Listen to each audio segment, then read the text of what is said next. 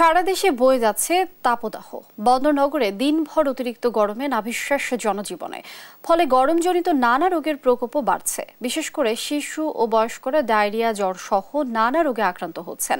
আরো খবর জানবো, সরাসরি যুক্ত হচ্ছেন সহকর্মী এম নাজিম যুক্ত হচ্ছেন আমাদের সঙ্গে। নাজিম, গরমের তীব্রতা আজ কেমন দেখছেন আর হাসপাতালে রোগীর চাপ কেমন দেখছেন জানাবেন। আপনি যেমনটা বলছেন, আসলে তীব্র যে গরম চলছে, সেই গরমের কারণে চট্টগ্রাম নগরীর যেসব হাসপাতালগুলো রয়েছে সেগুলোতে আসলে রোগীদের চাপ বাড়ছে। বিশেষ করে ডায়রিয়া, শ্বাসকষ্ট, হিট স্ট্রোক জনিত রোগী বাড়ছে এই মেডিকেলে। আমরা রয়েছে জগন্নাথ হাসপাতালে।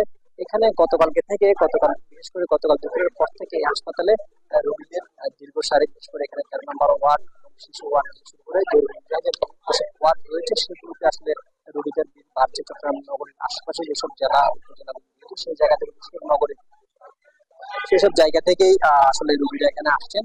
চিকিৎসকরা বলছেন যে আসলে অপরিচ্ছন্ন থাকা অথবা অনিরাপদ পানি পান করা এইসবের কারণে মূলত এগুলো বাড়ছে। আর যে তীব্র গরম, সে গরম থেকে বাঁচতে হলে আবার গরম থেকে যদি ডায়রিয়া সম্পর্কে থেকে বাঁচা থাকে, তাহলে নিরাপদ পানি এবং খাওয়ার স্লাইন সব পরিষ্কার পরিচ্ছন্ন ভাবে চলতে হবে। আমরা সকাল থেকে নগরের কয়েকটি হাসপাতালে খোঁজ নিয়েছি। বিশেষ করে মা ও শিশু হাসপাতাল, জেনারেল হাসপাতাল, চট্টগ্রাম মেডিকেল কলেজ হাসপাতাল সহ যেসব বেসরকারি হাসপাতাল রয়েছে সবগুলো হাসপাতালে আসলে বিভিন্ন গরমের যে গরম জনিত যেসব রোগ রয়েছে সেই রোগীরা আসলে হাসপাতালগুলোতে ভিড় করেছেন। বিশেষ করে বিভিন্ন ওয়ার্ডে রোগীরা চিকিৎসা নিচ্ছেন।